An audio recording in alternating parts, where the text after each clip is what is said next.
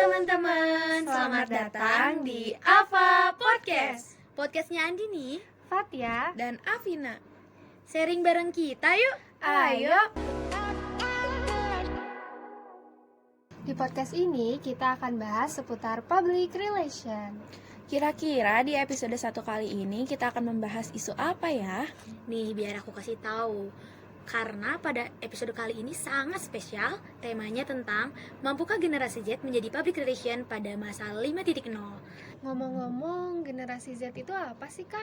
Generasi Z merupakan generasi yang cenderung opportunities, kompetitif, berbicara apa adanya, serta konfrontatif, dan melek teknologi dibandingkan generasi sebelumnya. Nih, aku juga kasih tahu Kak Fatia bahwa generasi Z itu generasi yang dibesarkan di tengah teknologi, internet, dan media sosial. Keren bukan? Berarti kalau generasi Z cenderung opportunities, terus juga mereka dibesarkan di lingkungan yang modern, harus dididik dengan baik dong. Betul sekali, terutamanya bagi orang tua karena memang generasi Z itu pencandu teknologi, Kak. Sehingga memang harus benar dididik baik dan dibersamai dalam setiap pertumbuhannya, Kak Fatia dan Kak Vina. Berarti generasi Z itu lebih melek akan teknologi dibanding generasi sebelumnya ya, Kak? Bener banget, Kak Vina. Kalau balik lagi ke tema episode pertama kita, menurut aku sih generasi Z bisa banget jadi PR profesional karena pastinya mereka lebih cepat menangkap informasi di mana hal itu dibutuhkan oleh seorang PR. Kalau menurut kalian gimana? Kalau menurut aku juga sih memang bisa, sangat bisa. Karena memang generasi Z itu sudah sangat modern ya. Mereka juga memiliki kemampuan dalam menyelesaikan masalah dengan cepat. Kalau menurut aku setuju sih karena generasi Z itu lebih melek dalam hal teknologi dan lebih cepat tanggap menanggapi setiap isu. Wah, berarti generasi Z ini sudah terbiasa ya dibandingkan dengan millennials dalam hal berinteraksi dengan berbagai aplikasi seperti gadget contohnya. Nah, kalau tadi menanggapi pemaparan dari Kak Fatia dan Kak Afina ini, dapat saya simpulkan juga bahwa generasi Z ini mampu menyelesaikan tugas-tugas yang berdatangan secara cepat ya. Kalau kayak gitu. Iya, bener banget Kak Andini. Nah, berarti kata profesional itu tidak memandang usia ya. Ngomong-ngomong usia dan PR, di sini ada Kak Andini yang udah pernah berpengalaman seputar PR. Bener banget nih teman-teman, Kak Andini pernah mengikuti perlombaan Public Relation Crisis loh. Wah, spill gak sih Kak Andini perlombaannya ngapain aja? Terus perlombaan itu diadain di mana sih Kak Andini? Wih, apa nih harus spill-spill segala, harus banget nih. Harus dong, kalau nggak kita cepuin ya nggak Kak Vina? Iya, ayo Kak, cepet cerita.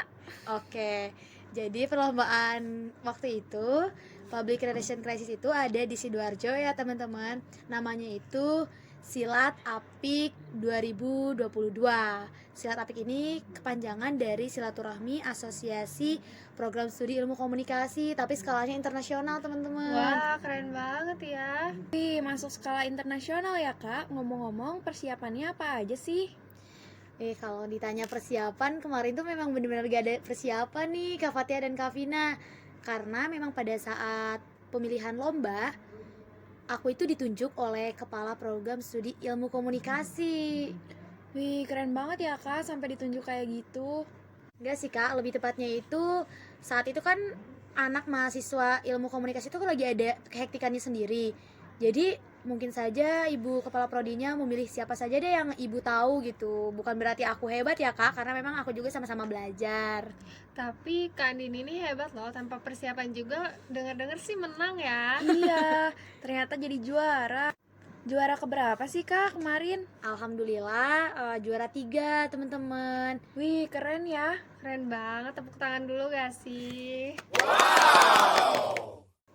Bentar, pertanyaan aku belum dijawab nih sama Kak Andini. Di perlombaan itu Kak Andini ngapain aja sih? Apa aja yang dilombain oleh mahasiswa-mahasiswi yang mengikuti lomba? Oke, maaf ya Kak Fatia tadi sempat terlewat karena saking excitednya. Saat lombanya itu kan kita tuh disatukan ya dengan beberapa PTMA se-Jawa Barat. Itu juga ada dari internasional Kak. Kita itu nanti diberi arahan dulu berupa workshop tentang bagaimana sih public relation dan gimana cara menjadi public relation yang benar dan baik. Apalagi di era saat ini ya Kak, karena udah masuk ke zaman perkembangan teknologi yang sangat pesat. Nah, itu kita tuh dibimbing dulu sebelum mengikuti lomba Setelah itu ya dibekali materi ya, kalau istilahnya. Nah, setelah itu baru saja kita disodorkan beberapa isu yang lagi hot, tren pastinya ya di 2022 kemarin. Kalau kemarin itu aku bahas tentang isu FIFA Kak, karena memang kan lagi hot ya. Oh, ternyata seorang public relation harus up to date dengan isu-isu yang ada ya, Kak? Iyalah, karena generasi Z ini akan menjadi tumpuan untuk menentukan arah bangsa Indonesia juga ke depannya loh Kak. Oh gitu. Tapi ya Kak, kalau misalnya membahas seorang PR, kan seorang PR itu bukan hanya jago ngomong ya Kak, bukan hanya menyelesaikan isu, tapi mereka juga ada produk-produk PR yang tertulis nih Kak. Bener gak sih? Bener Kak. Jadi memang ada beberapa produk PR yang tertulis itu. Jadi selain harus jago ngomong, gak jago sih ya, maksudnya bisa berbicara dengan baik dan benar. Itu kita juga harus bisa menulis, karena memang nanti penyelesaiannya tidak hanya berbicara saja, jadi memang harus ada tertulisnya juga, seperti press release kalau kita menyelesaikan sebuah krisis gitu. Kalau cuman jago ngomong tapi nggak bisa nulis itu gimana ya, Kak? Apa bisa jadi PR profesional? Nah, itu tuh nggak memungkinkan dan gak dipungkiri untuk bisa menjadi public relation profesional, karena memang kalau hal itu bisa diasah kalau bakat itu. Jadi teman-teman gak usah khawatir kalau misalkan belum memiliki bekal dalam menulis, kan kita juga sama-sama belajar ya. Public relation itu selalu belajar dan akan terus belajar, jadi kayak don't worry gitu loh. Berarti yang penting harus mau belajar nih teman-teman. Iya, niat sih yang paling Iya benar, penting. niat. Kalian harus niat, oh aku akan menjadi seorang PR profesional nih nanti. Iya, Nah, betul banget sih. harus semangat, harus ada semangat juga dalam dirinya pribadi untuk terus survive gitu kan, dan terus mencoba hal baru, karena kan kalau kita nggak bisa berarti harus coba hal baru dong. Iya, betul banget, Kak. Dan dunia PR ini kan pasti terus berkembang ya Kak. Jadi Betul. seorang PR dari perusahaan atau organisasi, mereka juga harus terus berkembang sesuai dengan isu yang ada. Tuh, nih ngomong-ngomong terus berkembang, sekarang tuh ada tahu teman-teman namanya public relation online. PR online, WFH. Bukan. Apa dong, Kak? Jadi public relation online itu public relation yang sangat berkaitannya dengan teknologi, itu akan membahas AR, VR. Jadi benar-benar teknologi banget dan generasi Z banget loh. Saat penyelesaian sebuah krisisnya tuh menggunakan virtual reality. Keren banget kan? Keren banget sih. Kak. Itu udah cocok banget sama generasi Z. Iya kan? Makanya generasi Z itu sangat cocok untuk menjadi public relation di era saat ini, karena memang benar-benar mendukung dengan kemampuan dan skillnya juga sih, kan mereka sudah bisa mengoperasikan setiap teknologinya gitu kan. Oh, berarti jadi tantangan banget ya, Kak, untuk generasi-generasi sebelumnya. Iya, jadi generasi sebelumnya itu harus lebih effort untuk mengejar tahap percepatan dalam teknologi mereka gitu kan. Mereka udah kayak serba bisa ya, bukan serba bisa tuh ya. Iya, Karena sangat udah melek menguasai juga ya dengan Mm-mm. teknologi. Jadi harus benar-benar mengejar ketertinggalan generasi-generasi sebelumnya yang memang dengan teknologi itu belum terlalu mahir dan melek gitu. Berarti ini tuh jadi kesempatan yang luas ya buat generasi Z menjadi PR profesional. Ditambah lagi sekarang tuh perusahaan kayak Kanin bilang pakainya tuh PR online ya Kak. Ada VR, ada AR gitu ya. Tuh. Jadi sekarang tuh gak zaman kayak coret-coret di kertas tuh gak zaman Kak. Jadi kita menggunakan virtual reality, jadi langsung bisa melihat 3D, bahkan bukan 3D lagi, sekarang tuh udah 5D lagi. Kayak keren banget. Ini canggih banget ya. Walaupun generasi Z udah canggih, tapi mereka itu punya tantangan tersendiri juga ya untuk mengupdate dirinya lebih baik. Bener banget Kak Vina. Iya dong pastinya. Selain dari kita harus menguasai itu, public relation juga harus menguasai advertising, copywriting, video editing, terus ada social content creating, analisis, terus engine, terus ada speed to information, ada programming. Pokoknya banyak banget hal-hal yang berkaitan dengan teknologi gitu untuk public relation. Berarti public relation itu cukup dibilang complicated ya Kak. Iya. Tapi kalau misalnya kita enjoy sih, menurut aku generasi Z pasti bisa sih buat Iya. jadi PR profesional. Iya, pasti sih Kak, sangat bisa. Soalnya kan public relation ini berkaitan dengan kehidupan sehari-hari gitu dong. Betul. Dengan sosial. Saling berkomunikasi Iya. yang baik ya Kak. Benar-benar. Jadi kalau misalkan dari pribadinya udah memiliki komunikasi yang efektif dan baik juga, jadi kayak lebih enjoy. Mungkin lebih belajar tentang materi-materinya ya. Iya betul, apalagi mereka udah mempunyai potensi ya. Ya benar banget.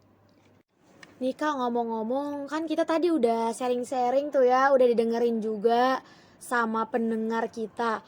Nah, giliran aku mau nanya ke kalian.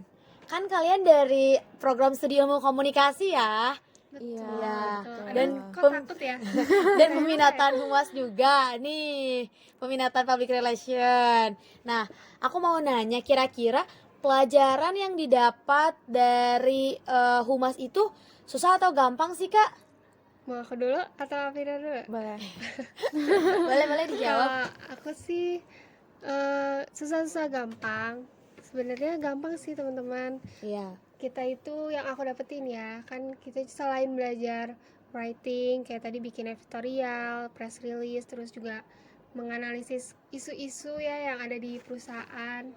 Kita juga belajar tentang hukum dan etikanya Kak. Jadi sebagai Yes. seorang humas itu kita perlu memperhatikan bagaimana cara kita berbicara. Iya. Terus kita juga harus tahu lah gitu etika untuk apa yang harus disampaikan kepada publik dan mana yang cukup disimpan untuk internal, itu kita juga harus belajar teman-teman. Pokoknya seru banget sih buat orang-orang yang suka ngomong, suka analisis kasus. Seru banget sih menurut aku. Jadi Iya, betul banget sih. jadi nggak Gak semenakutkan itu gak kok. semenakutkan, dan nggak cuman ilmu aja yang harus dipelajari, tapi etika etiket juga harus dipelajari ya. Iya. Betul, seorang humas itu harus beretika. Kan kalau misalnya teman-teman lihat kayak humas tuh citranya tuh rapi, Iya. terus berwibawa kayak Berperilaku gitu-gitu kan. sopan Iya, juga betul. ya. Jadi seorang humas tuh memang dituntut untuk seperti itu teman-teman. Oke, keren juga ya Kak Fatia pembelajaran dari peminatan humas. Jadi kayak Iya. sangat banyak ya. Banyak banget. Jadi kalian gak di situ-situ aja kok belajarnya. Jadi terus berkembang ya setiap harinya. Betul. Nih, kan dari Kak Fatia tadi udah berbicara tuh ya. Nah, sekarang dari Kak Afina gimana nih Kak Afina? Sebenarnya di Ilkom ini tuh kan kompleks ya, maksudnya Iya. banyak banget Cabang ilmunya. iya cabang ilmunya gitu. Nah di humas itu ada juga public speaking sama yang protokoler itu. Oke. Nah, itu tuh ngapain Kak mata kuliah itu tuh? Nah kita tuh bisa kayak bikin event-event. Nah kebetulan pas UAS kali ini tuh kita dipercaya buat bikin rundown expo. Terus nanti kita bikin untuk ngejalanin si expo itu tuh acaranya tuh harus kayak gimana Iya. gitu. Seru banget sih pasti itu. Ya, kayaknya dilihatnya seru ya. Iya pastinya. Dan ngomong-ngomong juga sih di Muhammadiyah juga ada UKM protokoler kan. Iya. Jadi lebih apa ya? Membantu ya Kak? Iya membantu gitu. Membantu diri lebih upgrade juga ya. Iya bener banget sih. Nah, ngomong-ngomong tentang ilmu komunikasi nih ya, dan tentang jurusan public relation, bisa gak sih misalkan generasi Z mau nantinya gitu ya mengambil pekerjaan sebagai public relation tapi bukan dari ilmu komunikasi, kira-kira bisa gak sih? Bisa, asalkan Sebenarnya bisa aja ya, Iya, karena kan bisa mereka aja. juga udah mempunyai potensi yang cukup apa ya, mumpuni lah gitu. Ya. Cuman mungkin lebih lebih ada usaha ekstra gitu dari yang Iya. bukan non prodi ilmu komunikasi, karena kan perlu mempelajari untuk nih ya teman-teman, menulis di public relation itu bukan asal menulis gitu, ada Iya. susunannya, ada tata caranya gitu. Jadi kalau misalnya kalian nih sekarang misal di prodi di jurusan manajemen gitu, mau jadi seorang PR bisa. Asalkan kalian mau belajar gitu kan, seperti tadi di awal bilang ya, generasi Z itu orang yang mereka rasa ingin tahunya tinggi gitu. Dan aku yakin sih generasi Z bisa. Iya. Jadi dari jurusan manapun juga bisa aja. Iya mampu. Selagi Asalkan dia mau belajar. Dia mau belajar. Dan mungkin ada poin plus bagi teman-teman yang mengambil ilmu prodi komunikasi. Ilkom dan jurusan public relation gitu ya, karena memang tentunya dipelajari dan sangat-sangat dipelajari Iya. setiap harinya gitu bagi Betul. kita. Jadi buat teman-teman yang udah masuk jurusan ilmu Iya. komunikasi tuh dengerin ya dosennya, Iya. jangan sia-sia. Ya manfaatkan gak sih kayak Iya, ini manfaatkan. tuh pembelajaran gak semua orang tuh bisa dapet, karena kan Betul banget. kelas public relation sendiri tuh sangat mahal ya, Betul. Iya, sangat mahal. mahal, Dan tembus ngomong-ngomong 15 gaji, jutaan ya. wow gila. Iya. Gaji salary dari PR ini juga besar loh kalau misalnya Besar. orientasi teman-teman uang ya. Ya, berarti cukup memuaskan ya. Iya, sangat menggiurkan teman-teman. Tapi kalau misalkan pekerjaan dibayar, kita tuh udah suka public relation gitu, karena memang kita sangat suka lah di bidang-bidang public relation. Terus kita tuh dibayar kayak ada kepuasan banget tersendiri ya. kan Iya. ya. Udah mah kayak- kita mengerjakannya dengan enjoy Iya. gitu dan Terus dibayar. dibayar. Wah, Ya, jadi gak seru kayak banget sih. kebebanin gitu ya. Iya, benar banget. Jadi memang berarti harus kalau misalkan teman-teman nggak ada basic juga harus bener-bener Aku ya udahlah lebih suka komunikasi kita terus sebenarnya. belajar gitu Gimana? ya. Ayo Sama cerita. ada seorang, Iya, benar. seorang humas itu kan harus berkomunikasi dengan baik ya kak. Iya. Mereka bukan cuman komunikasi itu bukan cuman ngomong gitu ya, tapi Mm-mm. mereka harus bisa menyampaikan informasi dengan tepat, dengan Betul. benar gitu, terus juga dengan waktu yang pas gitu ya. Iya. Di salah satu organisasi yang pernah aku ikuti Siapa tuh? ada deh dulu Iya. dulu sebelum saya aktif ya di Iya. situ ada divisi humas kan ya di setiap organisasi itu. Iya, Jadi betul. teman-teman disclaimer dulu, seorang PR itu atau humas itu bukan hanya di perusahaan ya kak, tapi Iya. bisa juga dalam sebuah organisasi. Organisasi. Si humasnya ini dia itu suka ngilang terus segala macam, sedangkan di hari pertama mau acara undangan itu belum kesebar, terus informasi masih pabalit kesana kesini Iya. gitu kan. Jadi bisa kita ambil pelajaran juga bahwa seorang humas itu harus fast respon gitu kan. Teman-teman sekarang udah serba canggih, Iya. udah bisa gampang lah komunikasi, nggak perlu kirim surat gitu Betul. kan. betul. Jadi buat teman-teman Bisa lewat email ya iya, sekarang tuh. email ataupun WA lah WA, gitu iya, kan, yang biasa atau by sehari-hari. phone juga bisa. Jadi ya seorang humas itu kalian harus cepat tanggap sih, itu penting banget. Kalian harus cepat tanggap. Kalian kalau misalnya sedang menjalankan tugas, jangan kemana-mana dulu, tetap di sini gitu intinya. Iya. Jadi harus sesuai tanggung jawab ya atau Iya, amanah. Nih seorang kalau humas tuh harus- kalau dilihat-lihat masalah tadi kakak, mungkin ada miskomunikasi ya dari Iya, humasnya betul. itu.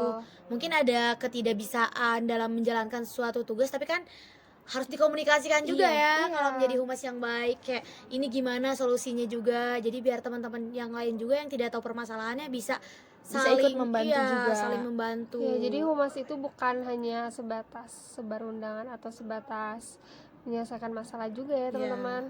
Komunikasi itu penting, Betul. sangat penting. Karena memang mulutnya suatu organisasi dan suatu perusahaan sih kalau untuk humas Iya, untuk harus interaktif, kayak harus bisa lah menjalin hubungan internal baik eksternal. Dan humas tuh kayak modelnya perusahaan gak sih? Ya, Kayak kita satu perusahaan A mau melihat perusahaan B, pasti ngeliat humasnya dulu. Iya, ya. betul. Humasnya seperti apa ya. gitu. Kalau aku sih alhamdulillahnya nggak pernah ketemu seorang humas yang seperti itu ya, maksudnya kurang alhamdulillah- profesional. iya, kurang ya. profesional. Alhamdulillahnya ketemunya yang profesional, yang bisa apa ya, tepat waktu dan bisa apa ya, kalau ada surat atau apa mungkin di organisasi aku yang sendiri yang sekarang apa ya namanya tuh, Menjaga Iya. tupoksinya dengan baik gitu. iya betul kayak gitu. Jadi memang ada ya di sekeliling kita juga Iya. tanpa kita sadari ya.